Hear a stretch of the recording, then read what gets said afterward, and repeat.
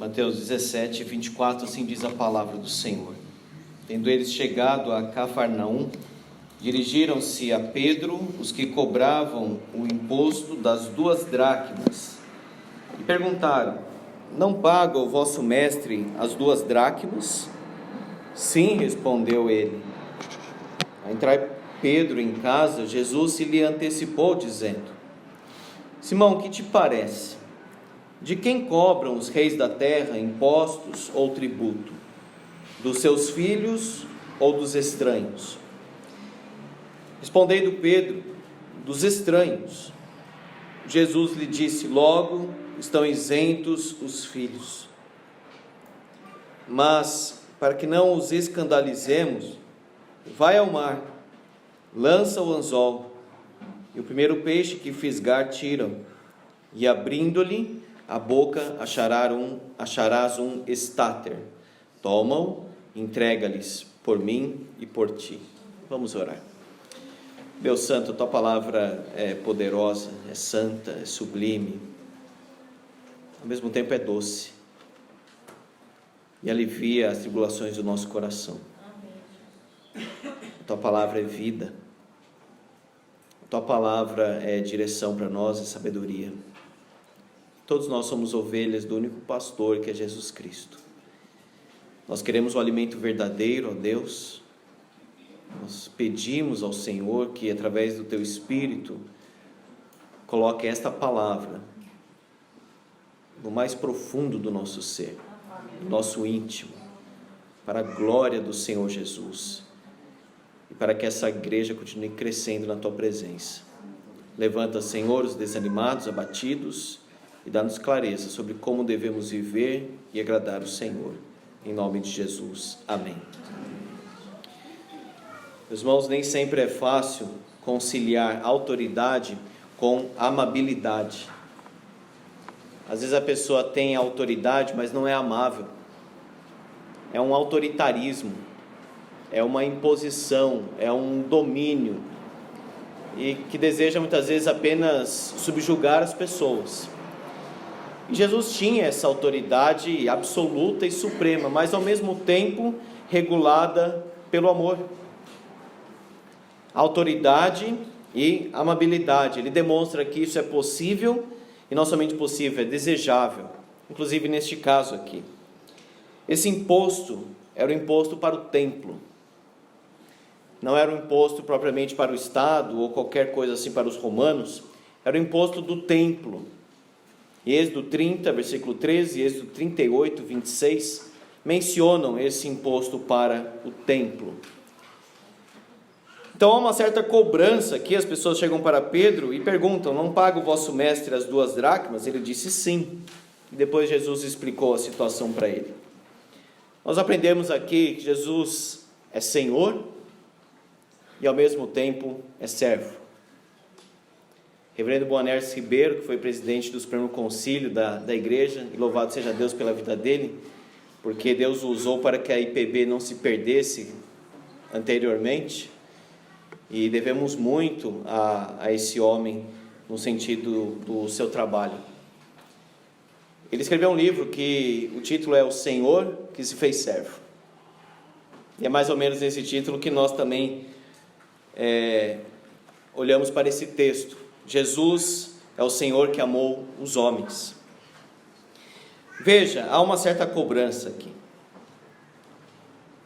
Dirigiram-se a Pedro os que cobravam o imposto das 2 dracmas e perguntaram: não paga o vosso mestre as 2 dracmas? Como eu disse, era o imposto do templo. Maiores de 20 tinham que pagar este imposto, 2 dracmas, que era o salário mais ou menos de um homem que trabalhava 2 dias, um trabalho mais braçal, 2 dias. E depois diz aqui no versículo 27, estáter, que equivalia a 4 dracmas. Por isso que Jesus fala: por mim e por ti. Então seria o equivalente hoje, só para ilustrar, de alguém ter que pagar R$2 e depois encontra nessa boca do peixe R$4. Então daria para pagar, por assim dizer, para os 2. Por que Jesus não pagou? Provavelmente ele estava fora daquela região, pode ter atrasado, ou os que cobravam por ali não tiveram conhecimento de que ele pagou esse imposto, mas a questão que Jesus menciona aqui é a seguinte: ele não tinha obrigação de pagar. E aí ele cita uma parábola.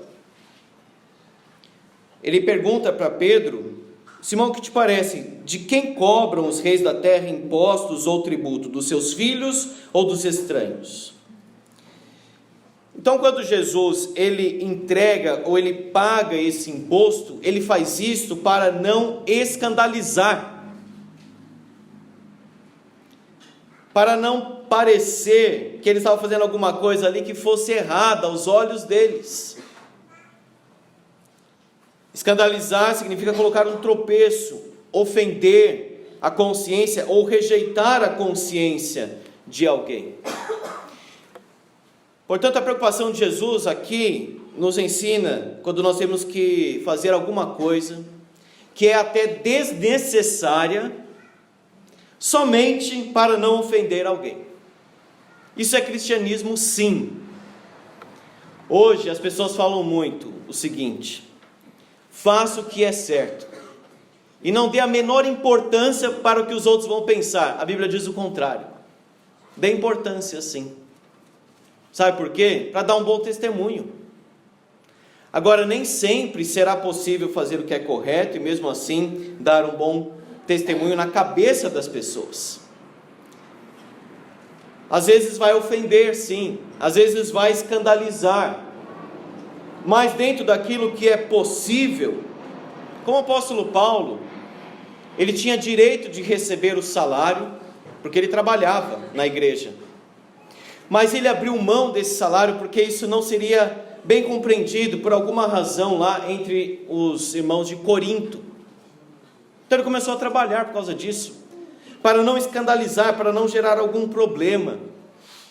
Quando teve aquela questão da carne sacrificada aos ídolos, Paulo diz: o ídolo nada é, a carne é a mesma coisa, era antes, depois é a mesma coisa.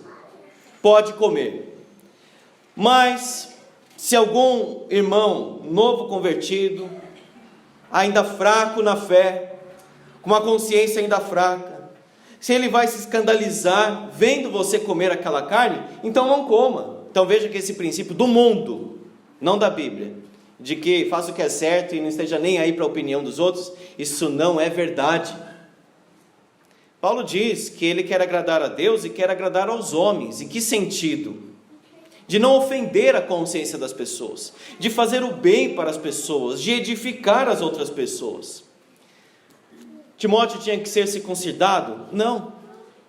Agora, tanto faz se ele era circuncidado ou não também. Então, para facilitar a missão, para não ofender os judeus, ele circuncidou Timóteo. É nesse contexto que ele fala: fiz-me tudo para com todos. Não é que para evangelizar a gente vai virar qualquer coisa, ou vai deixar o culto virar qualquer coisa para alcançar o pessoal que está lá fora. Não, é o Espírito Santo que alcança, e não a modernização do culto, ou da mensagem, ou de qualquer outra coisa, do nosso próprio jeito de ser. Mas veja esse princípio de não escandalizar alguém, fazer algo para evitar conflito. Tem gente que parece que gosta de conflito. Tem gente que parece que gosta de ser do contra. Tem gente que já tem uma predisposição à crítica. Se você perguntar o que é bom ali, a pessoa não consegue nem falar. Agora, se você perguntar o que é ruim, tem uma lista enorme. Só sabe destruir, só sabe criticar, está sempre em conflito, parece que está sempre em guerra. Não consegue agradecer por nada. Uma mente viciada em crítica. Certamente tem problemas internos que se expressam dessa forma. Meus irmãos, se Deus abrir de fato os nossos olhos, nós veremos tantas bênçãos. Tem problema? Tem, mas vamos ver as bênçãos. Vamos olhar para aquilo que Deus está fazendo no meio do seu povo, especialmente conversão, regeneração, crescimento espiritual, avanço. Agora, uma mente condicionada a julgamentos, uma mente condicionada a conflito, gosta de conflito, e se alguém está falando mal de alguém, a pessoa se aproxima lá para curtir aquilo, para apoiar aquilo, e liga para outra pessoa e conversa com outra para fofocar, para agitar conflito. Isso é pecado, isso destrói a igreja, destrói a família, destrói a sociedade. O nosso jornalismo, por exemplo, é viciado em conflito, em crítica, em destruir, em não mostrar algo que seja bom, mas sempre a crítica e a crítica. Fazer algo, às vezes até desnecessário, para não ofender alguém. Fazer algo para evitar conflito também. Fazer algo que custe para si mesmo. O imposto, como eu disse, aqui é para o templo. E aquele pessoal do templo odeia Jesus. Aqueles líderes religiosos, eles odiavam Jesus. O templo já era um covil de ladrão, como disse Jesus. Uma árvore sem frutos, sem vida. Eram hipócritas. Aquela adoração, ao invés de agradar a Deus, desagradava, ofendia a Deus. Mas mesmo assim, para não escandalizar, Jesus deu o dinheiro. Jesus deu o dinheiro para o estabelecimento, digamos assim, porque já não era exatamente um templo, era um estabelecimento aquilo. Jesus deu o dinheiro para o estabelecimento que o atacava, e Jesus deu o dinheiro para o estabelecimento que depois o mataria. Isso sim é humildade. Servir, mesmo debaixo de humilhação. Você imagina aquele beijo de Judas? Depois de tanta amizade, depois de tanto companheirismo, porque diz o livro de Salmos que eles andavam juntos até. E Jesus ainda diz: amigo, para que vieste? E depois, todo mundo abandona, João abandona, Tiago abandona, Mateus abandona, Pedro nega 3 vezes, mas quando ele encontra primeiro as mulheres na ressurreição, ele diz: digam para os meus irmãos que vou diante de vós para Galileia, e lá me achareis. Quando ele aparece no cenáculo, ele diz: paz seja convosco. Depois ele restaura o coração de Pedro. Então veja, ele não quer escandalizar, pelo contrário, ele faz algo mesmo que custe para ele mesmo. Muitas vezes, meus irmãos, nós pensamos apenas em algo que seja proveitoso para nós mesmos.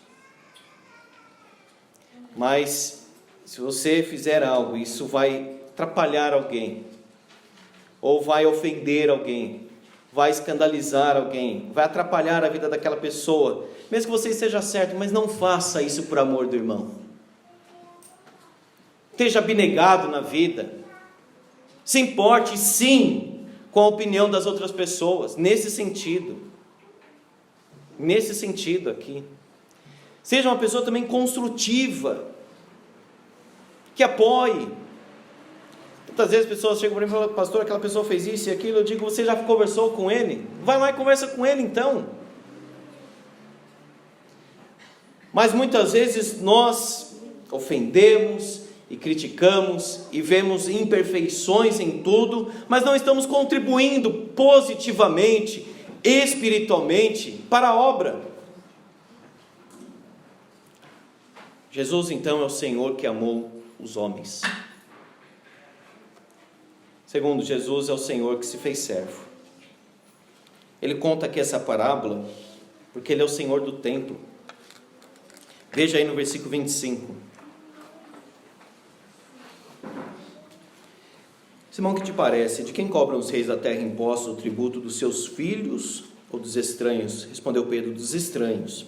Jesus lhe disse: logo estão isentos os filhos. O que isso quer dizer? O rei, ele não cobraria dos seus próprios filhos o imposto. Então, se Jesus é o Filho de Deus, ele é, certamente, ele não tinha essa obrigação de dar o imposto para o templo, ou de pagar o imposto do templo. Mas, para que não os escandalizemos, mesmo que de acordo com o que é certo, com o que é verdadeiro, mesmo assim, para que não nos escandalizemos, vai ao mar, lança o anzol, e o primeiro peixe que fisgar, tira. O Senhor do templo, o Senhor de Israel, o Filho de Deus, mas mesmo assim ele se coloca nessa condição de servir, de não ofender, de não atacar, de não se importar com o que os outros pensam. Pelo contrário, a sua vida foi uma vida de amor.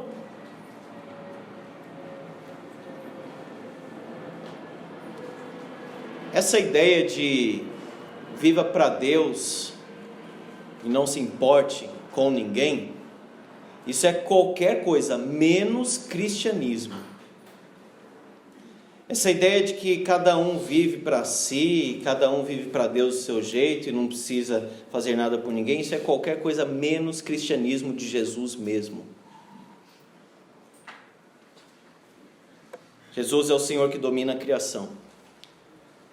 As pessoas falam com Pedro, talvez por constrangimento de se dirigir direto ao Mestre. Quando Pedro aparece, Jesus se antecipa. Veja o versículo 25. Jesus se lhe antecipou, dizendo: Simão, o que te parece? Ele tinha escutado a conversa? Não parece ser o caso. Ele tinha conhecimento da conversa. Ele se antecipa. Pedro talvez pensou, mas como que ele sabe dessa conversa? Os liberais tentaram explicar aqui essa situação do versículo 27 como se fosse uma piada de Jesus contando uma situação em que eles não têm dinheiro. Isso é um absurdo. Esse pessoal liberal quis tirar da Bíblia todos os milagres. Tem muito seminário que começou a abraçar isso. Graças a Deus os seminários agora estão rejeitando, porque viram que isso acabou com a igreja em todo lugar que passou, inclusive na Europa, como o presbítero Wagner estava comentando. É um milagre aqui. Veja que Jesus ele tem conhecimento da conversa de Pedro, ele tem controle sobre os peixes do mar. Vai ao mar, lança um anzol, e o primeiro peixe que fisgar, tira-o. Abrindo-lhe a boca, acharás um estátuo. Quem pode fazer uma coisa dessas? Quem poderia dar uma ordem dessa? E um peixe obedeceria. Por isso que nós cremos de todo o coração o que aconteceu lá com Jonas, porque Deus pode fazer aquilo. Não é uma historinha, não é uma lenda para explicar uma verdade por trás daquilo. Não, aconteceu aquilo do jeito que está escrito lá. Aconteceu do jeito que está escrito aqui, nós cremos, porque Jesus é o Senhor da criação. Não é que o peixe criou razão e obedeceu, mas é que ele é o soberano. As colunas do templo lá de Isaías capítulo 6 tremiam diante de Deus, as colunas.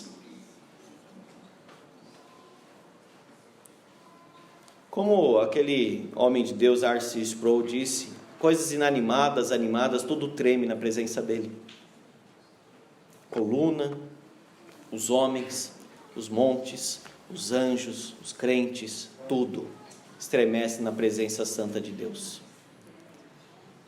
O conhecimento soberano, ele sabia da vida da mulher samaritana. Ele me disse tudo o que tenho feito. Ele sabia o que acontecia e o modo de vida que aquela mulher levava. Não se engane, meu irmão, minha irmã, Deus sabe tudo. Se os homens souberem, não souberem, não vai fazer tanta diferença nesse sentido. Agora, Deus sabe. E haverá um dia em que o tribunal será instalado. E Ele julgará cada uma de nossas obras. Jesus também disse exatamente onde os discípulos deveriam lançar as redes e ali eles iriam pescar. O peixe aqui com uma moeda dentro. Ele depois disse, vão para o lugar tal, e vocês vão encontrar um homem, e aquele que sair, preparem ali a Páscoa. Ele sabia o que ia acontecer naquele momento, quem ia aparecer, o lugar, ele sabe tudo. Como entender então o fato dele dizer o seguinte, que nem o Filho do Homem sabe o dia e a hora da segunda vinda? Como Jesus passou a sua infância? Ele sabia todas as coisas e ele foi aprendendo? Nasceu falando ou ele aprendeu a falar? Como Hebreus diz que ele aprendeu a obediência, então ele era desobediente e depois foi obediente? Como no Getsemane ele pediu ao Pai que afastasse o cálice, sendo que ele estava totalmente disposto a sofrer? Certamente, meus irmãos, no dia da sua humilhação, Jesus, ele teve sim um conhecimento limitado. Ou seja, ele aprendeu a falar. Agora, é fato que tudo aquilo que o Pai desejava que ele conhecesse, ele conhecia. Agora, ele não está mais nesse estado de humilhação. Hoje sim, ele conhece o dia e a hora que ele vai voltar. Agora, nos dias da sua humilhação, isso lhe ficou reservado. Só assim nós conseguimos entender aquele texto que fala que ninguém conhece nem o dia, nem a hora. Essa explicação eu ouvi do meu professor lá, do reverendo Ernstein, do seminário JMC. Ao mesmo tempo, é muito difícil você entender como que ele é 100% Deus e 100% homem, mas na sua natureza divina, humana, ele não disse apenas por ênfase. Ele de fato não conhecia o dia da sua volta, nos dias da sua humilhação aqui. Mas aquilo que servia ao propósito do Pai, que servia ao seu ministério, o Pai lhe revelava. Tantas vezes que a pessoa chegava às vezes para ele, e ele já sabia o que estava passando no coração daquela pessoa. Ele conhecia o que era a natureza humana. Ele sondou aqui a conversa de Pedro. Ele não deixou de sustentar todas as coisas pela palavra do seu poder. Ele não deu um tempo e depois começou a sustentar novamente. Ele sempre sustentou todas as coisas. Ele é o Senhor que domina a criação. Algumas lições práticas, meus irmãos, desse texto. Primeira, saiba que você será observado e cobrado. Quanto mais quem está na frente, não é? Eu não gosto de ser observado e eu não gosto de ser cobrado. Você é crente, então você vai ser observado e cobrado. Porque chegaram para Pedro e perguntaram: não paga o vosso mestre as 2 dracmas? As pessoas estão olhando para nós, irmãos.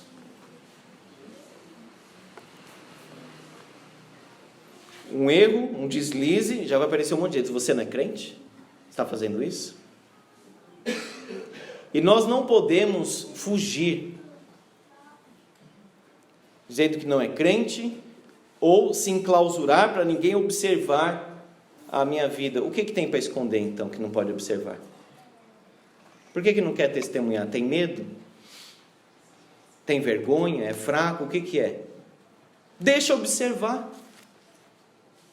Observaram a vida de Daniel, não tinham nada para falar, o menino era reto diante de Deus. Deixa observar a luz de Jesus na sua vida. Deseje isso e não fuja disso. Vai ser cobrado? Vai ser criticado? Vai. Tem coisa que é certa, tem coisa que não é. Caminhe.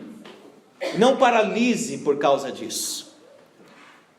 Segunda aplicação que eu quero trazer aqui: evite confrontos infrutíferos. Jesus poderia bater o pé e dizer assim: eu não tenho dever de pagar nada, é tudo uma hipocrisia só naquele templo, eu discordo daquele templo, não vou pagar o imposto. Isso aqui não é dízimo não, viu, irmãos? É imposto, é outra coisa. Ele poderia bater o pé e dizer: mas ele evitou conflitos infrutíferos e desnecessários. Tem muita gente discutindo na internet hoje. Isso tem um lado bom, mas parece ter um peso mais negativo. As pessoas nem entendem às vezes sobre o assunto, nem leram nada sobre aquilo, mas estão reproduzindo, estão jogando, estão em conflito aí direto, o tempo todo. Na internet parece que todo mundo é corajoso e todo mundo sabe sobre tudo. E é conflito, e é embate, e é acusação, às vezes até desrespeitosa. Eu estou dizendo que não tem o lugar do debate, da discussão, da informação. Eu estou falando da pessoa que constantemente está em confronto, em conflito, em debate, e gosta de discutir teologia também.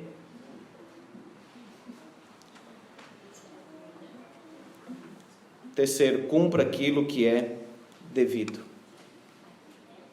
ainda que julgue desnecessário. Como eu disse, ele não tinha obrigação, mas aquilo era devido para o israelita, maior de 20, então ele pagou. Muitas vezes, meus irmãos, nós só conseguimos viver nessa sociedade se cumprirmos isso aqui. Discorda, não acha bom aquilo, é até desnecessário, mas tem, por algum motivo, por algum propósito, uma obrigação de fazer aquilo. Faça e pronto, e deixa para lá. Continua a viver, continua a suportar e viva para o Senhor. Abra mão dos seus direitos. Uma das frases mais pronunciadas hoje: eu não abro mão dos meus direitos, eu tenho direito disso, eu tenho direito daquilo. E as responsabilidades de amar? Às vezes a pessoa sai da empresa e já está pensando em processar e ganhar em cima daquilo, às vezes nem tem muita razão, mas sabe que vai favorecer o lado, então vai ganhar dinheiro, ao invés de ser grato e ser responsável, fica com essa história: não, eu só vou exigir os meus direitos. Tenha cuidado com isso dos direitos hoje. Nós temos direito à condenação eterna, esse que é o nosso direito maior. E Paulo abriu mão daquilo que de fato era direito, aquilo que era dever, em favor do outro, em favor do evangelho, em favor da missão. Vamos renunciar, irmãos, pelos outros. Vamos renunciar a nossa vida, o nosso tempo, em favor do próximo, em favor do serviço. Vamos ajudar, vamos cooperar. Não faça outras pessoas tropeçarem por uma atitude sua. Não é desculpa, mas certamente é algo lamentável que alguém saia da igreja por um péssimo testemunho dentro da igreja. Imagina o peso disso. Não é desculpa para a pessoa sair porque viu alguma coisa, mas é lamentável que ela saia porque viu alguma coisa também. Fazer alguém tropeçar por algo que eu fiz, por algo que eu falei, é terrível. Ver o filho imitar um pecado do pai ou da mãe é uma das piores coisas que nós podemos presenciar. Aprendeu a pecar com o pai, aprendeu a pecar com a mãe. Por causa da nossa vida, por causa do nosso testemunho, vamos fazer alguém tropeçar. Tome cuidado com isso. Tome cuidado com a educação que você dá para o seu filho, porque nós somos responsáveis diante de Deus pelos nossos filhos. E se eles estão tropeçando, ainda mais na infância, será que é porque está faltando você ler a Bíblia com ele, orar com ele, andar com ele, conhecer os problemas e os dilemas? Será que meu filho está falhando tanto por uma omissão minha? Esse milagre aqui nos ensina também uma verdade muito profunda: Deus irá sustentar os seus filhos. Ele traz o que nós precisamos. Modos sobrenaturais, modos naturais, Ele faz do jeito que Ele quiser, mas Ele irá sustentar os seus filhos. O pão que é necessário, o sustento que é necessário, não os caprichos, os luxos, os nossos mimos. Estou falando daquilo que é necessário, e Deus dá muito mais certamente, mas o ponto é o necessário.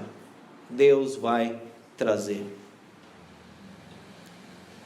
Se eu duvidar que Deus vai sustentar a minha vida, estou duvidando não de mim, mas dele. Isso ofende a paternidade de Deus. Por último, Jesus amou sim, e muito, mas esse amor se manifestou, se revelou em submissão à vontade do Pai, humilhação e propósito, que nós possamos viver como Ele. Amém. Vamos orar, irmãos.